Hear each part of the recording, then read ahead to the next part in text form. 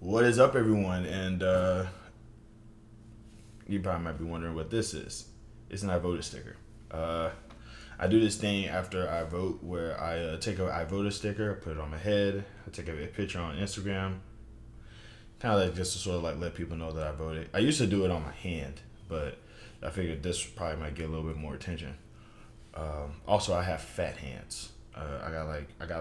This area used to not be so chubby. At some point, I'm gonna have to work that out. But yeah, so early voting was today. Did it.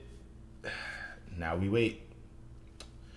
Also, I want to take this time to actually like address something real quick. You know, obviously I talk about politics and I talk about social movements and things like that a lot, but I don't want y'all thinking that this is all this is. I'm still into fiction. I'm still into like works of fiction, and that actually is what I want to talk about. How fiction motivated me to become political. Okay, like fiction ultimately did kind of motivate me to become political because it kind of started. It started really early. It started like kind of early, but it didn't really like take off until I was like maybe I don't know.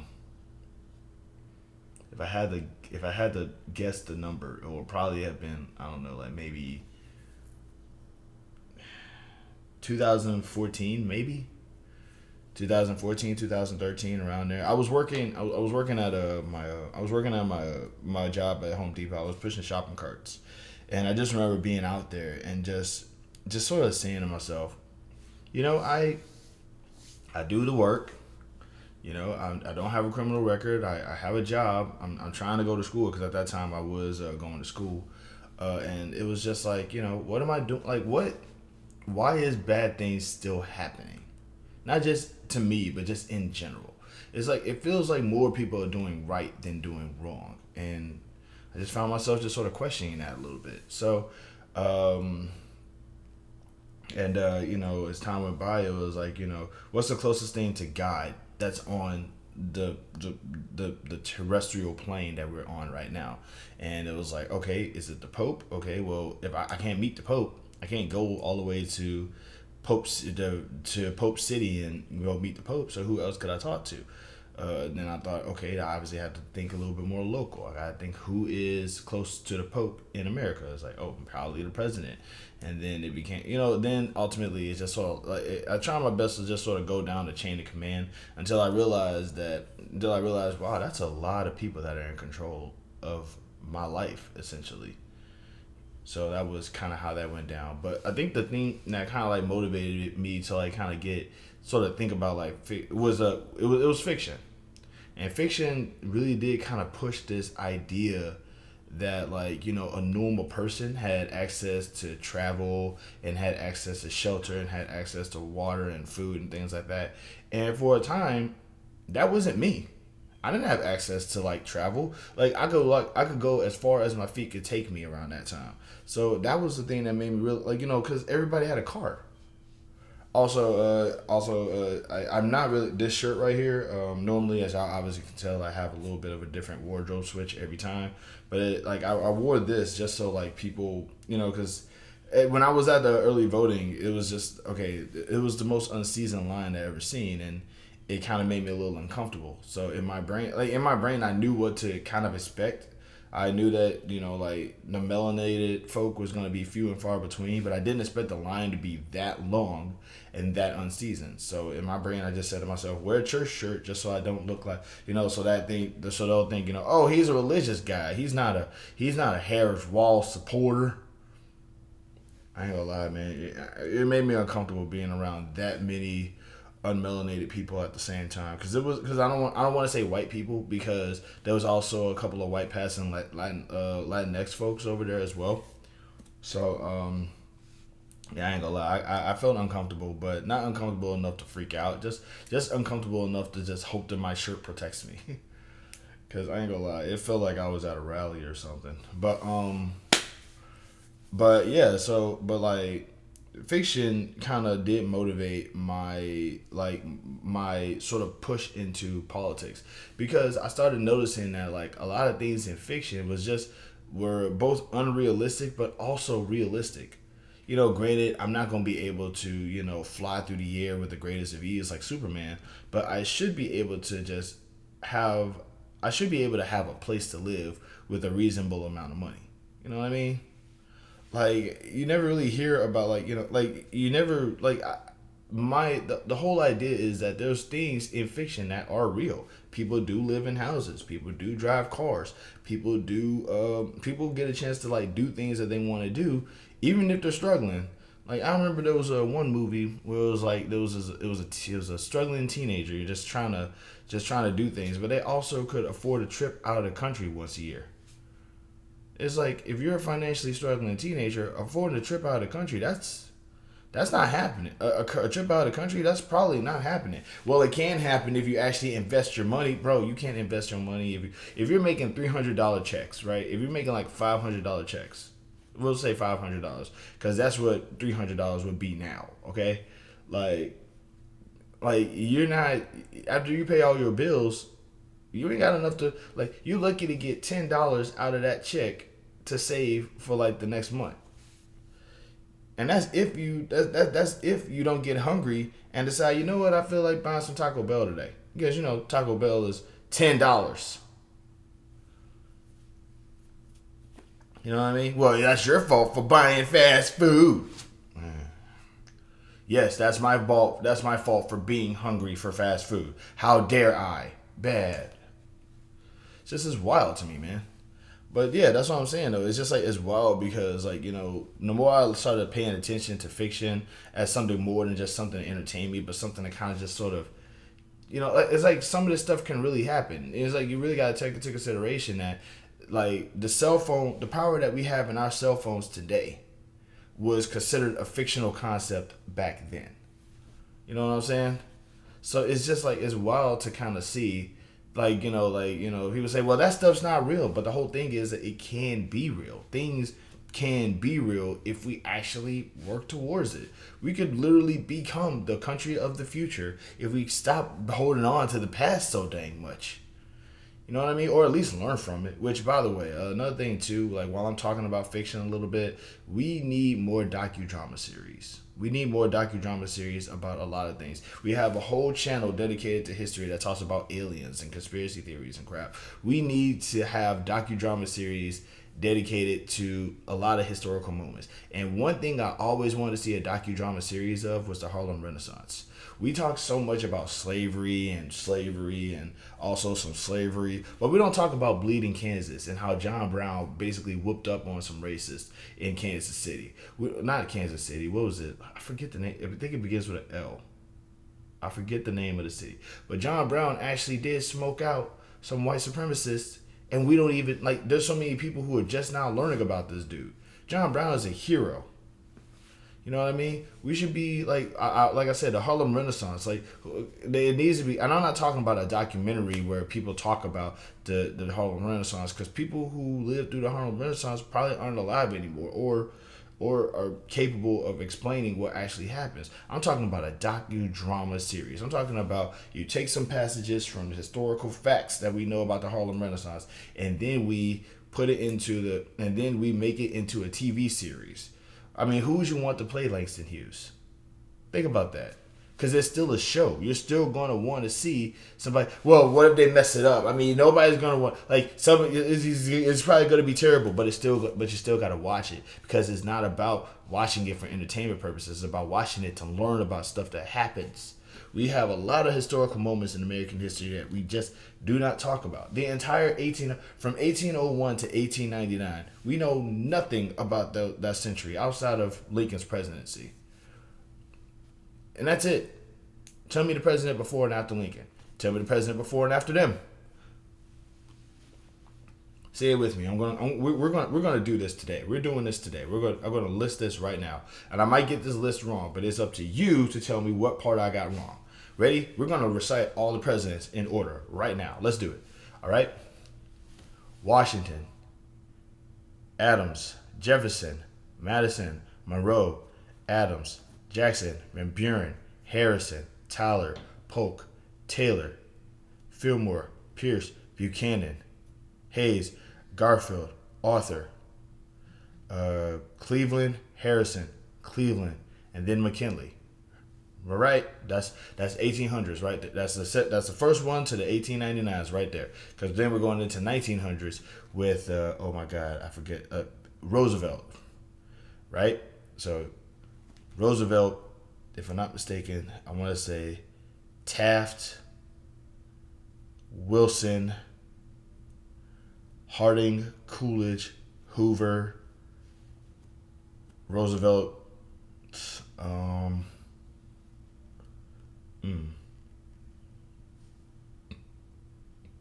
Truman, Eisenhower, Kennedy, Johnson. This is actually harder than I thought. Because I think it was Nixon. No, yeah. Yeah, it was Nixon. No, it wasn't Nixon. Yeah, it was. Kennedy, Johnson. Yeah, I want to say it was Nixon. Nixon, Carter. No, Nixon, Ford, Carter, Reagan. I mean, obviously after Reagan was, I want to say Bush, then Clinton, then Bush again, then Obama, then Lumpy, and then Biden. I probably might have got one of those wrong, but it's up to you to take a list of all the presidents and then just say, yeah, actually this one was over here and this guy was over here and this all over here. Did I say McKinley? I hope I said McKinley. I think I forgot McKinley. In any case, though, did I forget Arthur? No, I brought it Arthur. Hayes, Garfield, Arthur. Yeah. In any case, though, it's up to you now to tell me which ones I got wrong in that list, okay? Write it down at the bottom below. Also, how y'all doing today? Y'all doing good? Everything's okay where y'all at? I ain't got much to offer, but y'all want something to eat? In any case, but yeah, seriously though, like write how you're doing. If you got to this part of the video, like let a brother know how you're doing. You know what I'm saying? This isn't just about me. It's about y'all too. I mean, like, you know.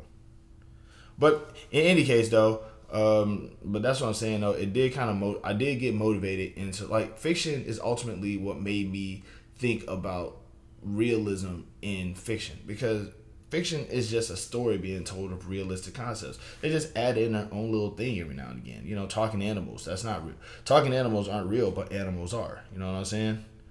Like giant monsters aren't real, but giant animals are real. There are animals out there that are monstrously big that we can't even like fathom. We can't fathom how big they are. You know what I'm saying? Because a lot of them live underwater. You know what I mean? Evil geniuses are real. Geniuses are also real. Superpowers aren't real, but human beings can become a peak version of themselves. We can't fly, but I'm pretty sure some of us could jump really high. You know what I mean? You know, we can't lift a car, but there's people who can. There's a lot of realism in fiction. And the problem is that, like, obviously you have to, like, obviously you got to splay the parts against each other. Well, fiction is supposed to be to entertain us, not for us to think hard about. If you don't want to think hard about anything, it's not because you're not a deep thinker for not wanting to think hard. Okay? You know, it's not just always going to be pretty lights and funny sounds and all this other stuff. We need to think deeper about a lot of things because everything is that deep. I can't stress that enough. Everything is that deep. If I could edit, you will literally have those words. But, and also probably like a close up too. Once I get the hang of editing, like, it's over it is over. Like, I am going to be losing my mind about this. Also, fun fact, I do have somebody who wants to start editing for me, but he's like, the only way I'm going to edit for you is unless you pay me. And I'm like, I don't have any money. So he's like, yeah, but I really want to edit for your videos and I need you, but I want you to also pay me. And I'm like, going, dude, we've been roommates for years. Like, you telling me that you don't want to just do this as a common courtesy? He's like, oh, I need money. And I'm like, I need money too. So I might do the membership thing. I don't know. But like if I do that, obviously there are gonna be some members only videos that might actually show me being a much worse person than I am now. You get a chance to see me in my absolute terrible, and I really feel bad about that. I might do the membership thing, but in the meantime, I'm still just doing the ads. As I've said before, I'm gonna in my membership community post things.